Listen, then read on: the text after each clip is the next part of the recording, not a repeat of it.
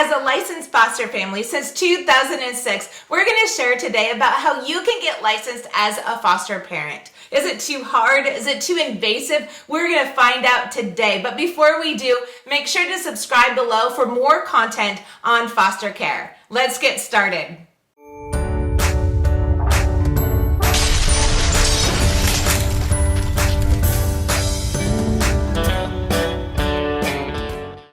Okay, so before we talk about what it takes to get licensed as a foster parent, let's talk about maybe some things that might hinder you from actually receiving your foster license. A couple of those things might be that your home is unsafe, that you have a history of child abuse or neglect. We talked about that in the last video on foster care. Again, subscribe below for more of that content.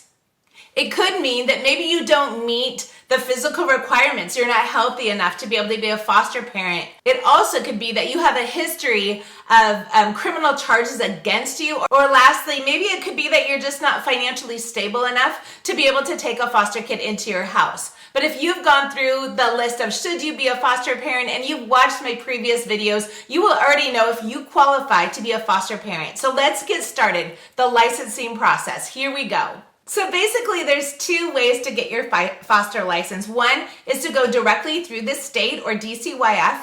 The other is to go through a private agency. We have friends that go through a private agency and it works really well for them. Our family specifically has gone straight through the state, and there's a couple differences between the two. So if you want more information on that, maybe put it in the comments and we'll consider doing a video about the differences between getting licensed through the state versus getting licensed through a private agency.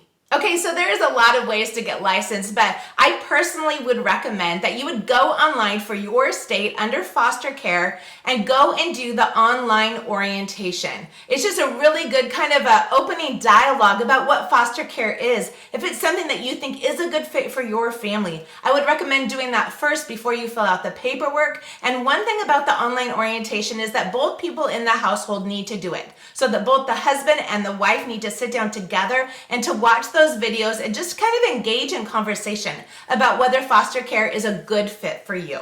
Okay, so the second step that I would recommend is once you've done the orientation to go either online or to request directly by calling your state agency or going through your private agency the packet of paperwork that is required for you to get your foster care license. So once you've received your big packet of paperwork to get licensed as a foster family, we're just going to go through one by one what's in that big packet because it can feel so overwhelming. You get this big stack of paperwork and you kind of just don't even know where to begin. And so I'm just going to start by how we kind of did the process, and it's up to you in the order that you want to do it, but this is how our family did it. So step one would be to fill out the application to become licensed as a foster family. In that application, there are things like how many foster kids do you want to take? Do you want to take boys or girls? Do you want to do just 0 to 2 years old? Do you want to do older kids or teenagers? And all those questions are great things to sit down and kind of talk about. You don't need to actually decide on the spot as you fill out that paperwork, but it is something great to just kind of open up and start talking about and thinking about, because you can sit down with your licensor and ask questions and engage her about what her thoughts and her opinions are, and you can share your interests or your concerns about different age groups. And so that's just a really great place to start. So the second thing that you might find in that packet is a background check. A background check is basically getting your fingerprints done to confirm that your identity is who you say that you are. A background check has to be done for anyone that's in your home or on your premises or on your property that's 16 years or older. For me personally, I went to go get my background check done and had my fingerprints done, and what happened was I actually didn't have any fingerprints.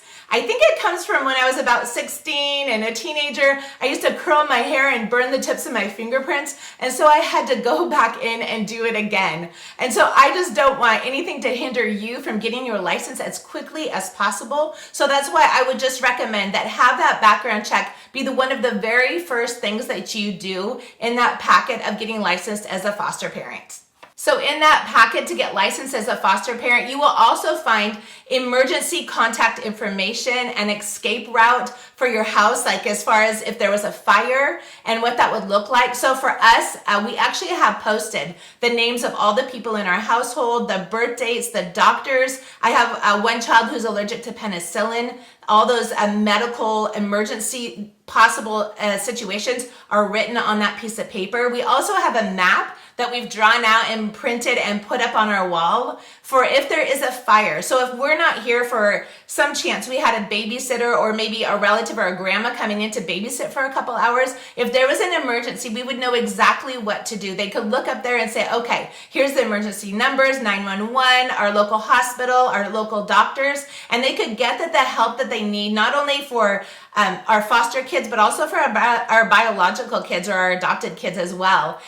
In addition to that, what is needed is that you have a fire plan to where you sit down with your kids and talk about that. So if there was an emergency, what would you do? We talk about with our kids often that if there's a fire, we have a certain tree that we run to in the front of our property. And we have a plan of who takes what kids, who takes one baby, another one takes another toddler, and we exit immediately. And we just talk about that just to prepare for an emergency. And so you will find that in your packet as well, an emergency evacuation plan. It may look different depending on what state you live in, but that will also need to be filled out.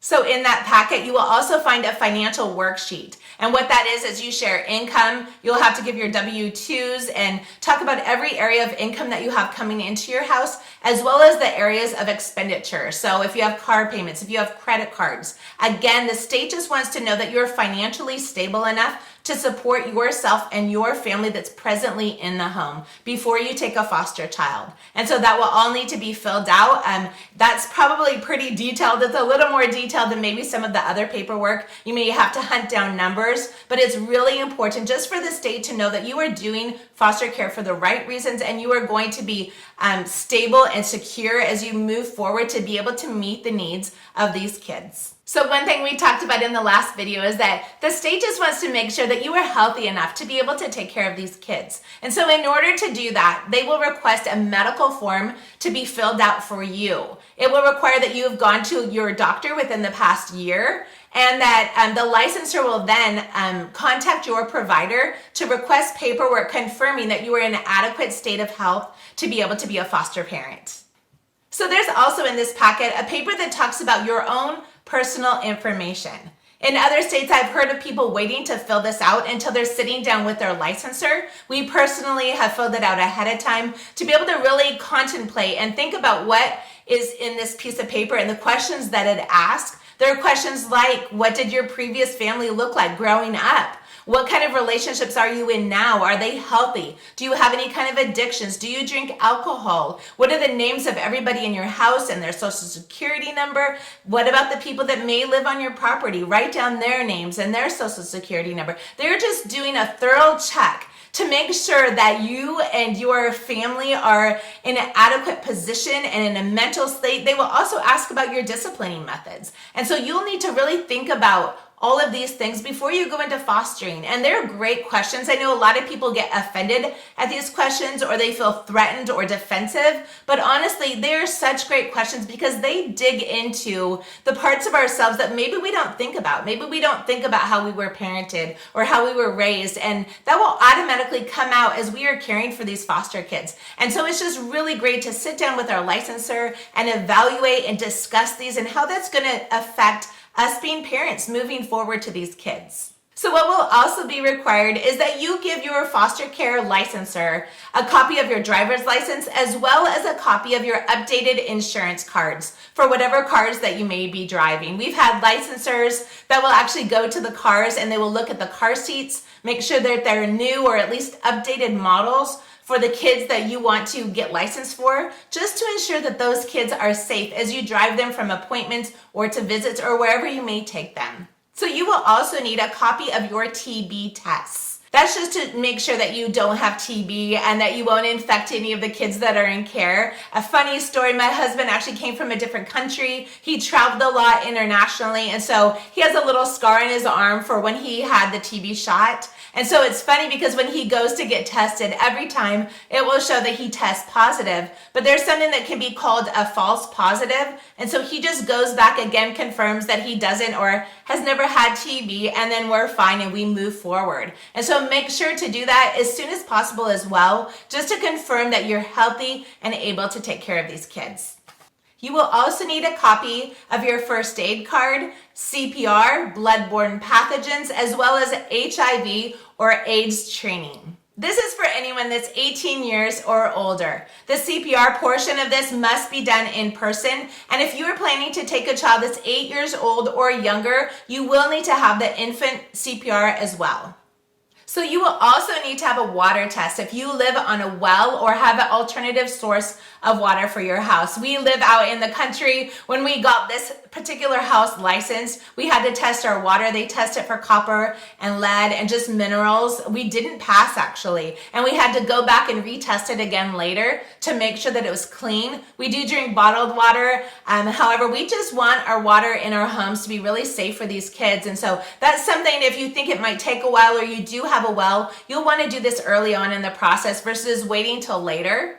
Also in that paperwork will be a form for the record of your immunizations. Some states may have exemptions for religious beliefs and other purposes. I know in our state it's required that we have MMR, and every family member in your home will also need these records. We also personally, in my state of Washington State, require a flu shot for every member in our home. Again, there used to be that exemption for religious purposes. However, that's changed. And so everyone in my home needs to have a flu shot every single year. And so that's kind of a big one for some people. It can make or break maybe whether you'll get licensed. However, it is a state requirement. So check with your state and see what their particular beliefs are when it comes to immunizations and flu shots.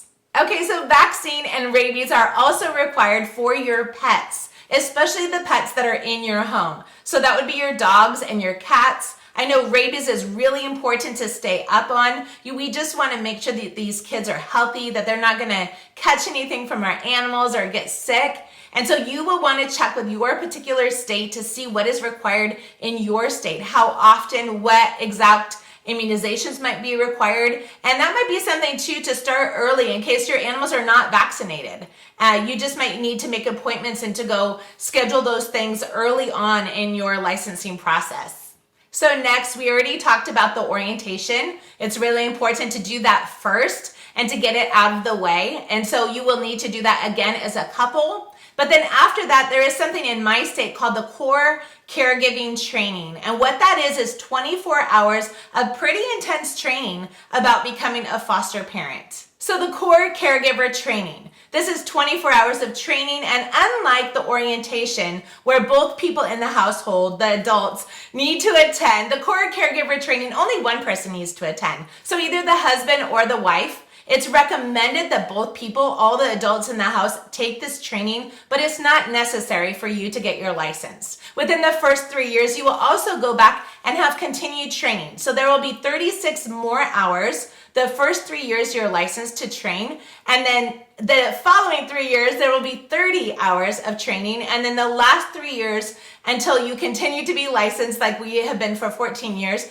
there is another 24 hours of training. So there is a lot of training. There's also very specific training if you have special interest, medical fragile infants, or maybe teenagers, or whatever your specific interest is. There's a lot of different kinds of training, and some of it can really be interesting. And so it's important to jump on that. Make sure you schedule that as soon as possible. They fill up really quick, and that may be something that would hinder you from getting your license early, would be if you would wait to the very end to be able to schedule all of those trainings. Now, when I did it, it took months. I think it took us 9 months to get licensed as a foster family. But right now, I mean, I've heard of people doing it within 2 weeks. And so look into your state, see when it's available, see how local it is, how close it is to you, and jump on that as soon as you possibly can. So lastly, there would be other forms likely in your packet depending what state you live in or the agency that you work with.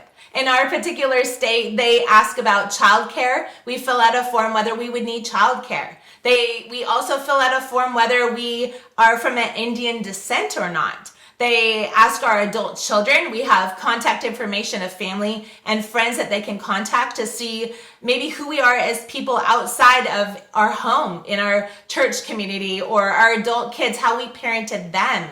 They also ask for our marriage certificates or our divorce decrees. And again, just check with your state and see what your state requires, but know that your packet may look a little different than what I'm sharing here today. And just be prepared to take one step at a time and just keep pursuing paper by paper until you get your license. So after you've had your orientation, after you have received your big packet or you've downloaded it online about the paperwork that you need to fill out to be licensed, the final portion of getting licensed is having a home study. And so this may look different again, whether you work with the state or with different agencies. They may come to your house once, twice, maybe even 3 times. And so what this home study looks like, at least in my state, is it's basically broken up of 2 parts. So the first part is where the licensor will sit down at the table with you and just discuss your history and your wishes. They'll discuss that personal information with you, maybe how you were parented, how you plan to discipline, what you think your strengths are or your weaknesses are, or the strength of your marriage, what you see as a strength or weakness in your marriage. This is a really great time to just sit down and ask your licensor questions. Ask them maybe about the pros and cons of different ages of kids coming into your home, how many kids you think you should take, or what her experience has been. A lot of these licensors, at least with the state, have been social workers, so they have a lot of experience and a lot of knowledge. And they are so warm generally. Everyone that we have had, they want you to be licensed or re-licensed. They need foster parents. And so don't be afraid of these licensors. Just be yourself and be honest and just talk about truthfully about what you wrote down on your paper and who you think you are or could be to a foster child. So the last part of the home study is basically where they do a home inspection. They want to make sure that your home is safe. They want the outlet covers on. They want to make sure your fireplaces have screens, that if you have firearms or alcohol, that it's locked up so that these kids are kept safe. It can be pretty thorough. It can sometimes take a long, long time. There's so many little details, and likely you should get a check sheet of what that looks like. So you're not just guessing of what this licensor is going to look at when they come in your home. Again, each state, each licensing agency may be different. And so check with your state to see what they're planning to look at and to make sure that you get all that done before that licensor comes into your home. So my final thoughts are what my son's 5th grade teacher told him when he was in his classroom, and what he said was, just don't eat an elephant in a day. So it can feel like this whole process is like an elephant. You can be overwhelmed and there could be just so much information, but what I would encourage you to do is just take little pieces at a time. Do what you can do. Do the next piece of paper that's before you, or check off the next box and just go down the list little by little, and before you know it, you will get licensed. Anything worth doing is often hard work. It takes a lot of effort, a lot of preparation, but I guarantee it, the moment that they place a brand new little baby in your arms, or a child hugs you around the neck or calls you mommy, it is the most incredible thing in the world. These kids need safe places. And so keep that in mind as you begin to do this, or you get overwhelmed maybe in the middle of the process. Just don't give up, because it is for the sake of these kids. It's for the sake of giving these kids a safe and loving home. And I guarantee it, the moment you look one of these kids in the eyes, it will be worth it. And knowing that you are doing something to change the life of another human being. Thank you so much for watching this video. If you enjoyed it, make sure to subscribe below, like it, and share it with your friends. And remember, go out, live bold, and be brave.